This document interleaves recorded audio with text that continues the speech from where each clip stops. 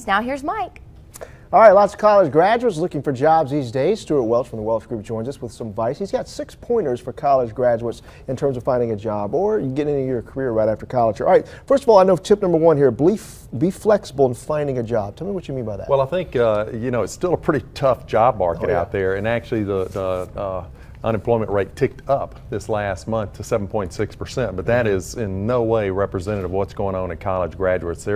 Their unemployment rate is much higher than that. So I think if you're going out into the job market, you want to be flexible, get as good a job as you can, and then you want to be a great employee, and don't give up on your dream job. I think you continue to work toward that, but now what you want to do is get really good work experience. Yeah, definitely want to get those references, so you got to work hard and do a good job. All right, get more education. That's not always a fun thing to do, but people do that. Well, I think the alternative to jumping straight into the job market in what is still a pretty terrible economy would be to go get an MBA or some other advanced degree, and I think that's going to buy you another year or two and give the economy time to improve, and people are looking for those advanced skills. All right, you say begin saving from your very first paycheck. How much should you try to save there? Well, we'd like to see starting out with a minimum of 20%, 10% going for long-term investing and 10% for big purchase items, so big ticket items that are going to come up, and you just want to focus on that and do it on an automatic basis, have it automatically taken out of your paycheck into your savings account. Because then you don't know how much it hurts. It's already coming out, that's right.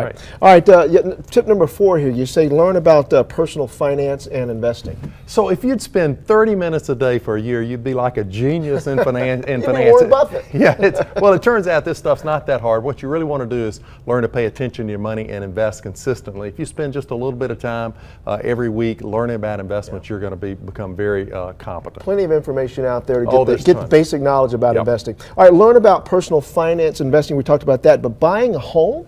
Buying a home. So home is still the best way, one of the best ways to build wealth in America. And I know the home market went through a lot of trouble, but it is now on the rebound. It's a great time to buy a house. Mortgage rates are still low. If you can figure out how to put this deal together, that's a great start toward building wealth. Good start at home, but you got to be smart in a good area though, right? You got to pick a great area, and most people are going to find it. Find you a good realtor and you'll be in good shape. All right, real quickly, tip number 6 is a good one. Avoid bad debt. Bad debt is borrowing money to buy anything that's going down in value. So as a college graduate, you don't want to go out and on credit cards buy a closet full of clothes, buy a bunch of furniture, buy a bunch of appliances, and then have that as debt that you're going to have to fight over the next few years. So avoid that. All right, well, for the first time in our 6 tips, I've been able to look at Stewart and Money Tuesday, and we can see eye to eye. I love that.